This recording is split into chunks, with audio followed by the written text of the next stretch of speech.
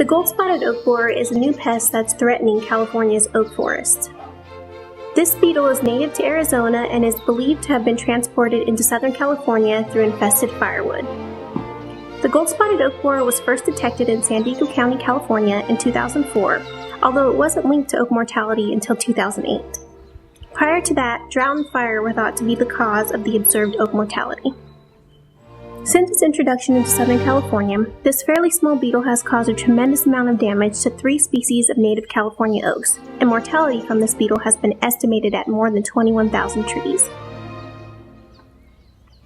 This campground near Julian, California is heavily infested with gold-spotted oak borer.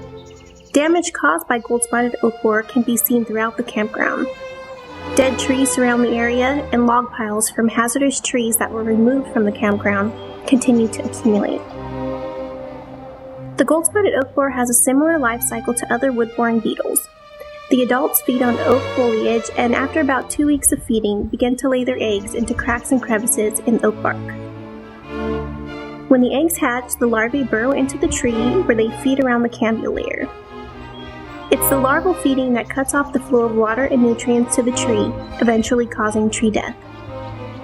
Once larval development is complete, the larvae tunnel back towards the underside of the bark to make pupal chambers for pupation. When pupation is complete, the adults chew D-shaped exit holes through the bark to exit the tree.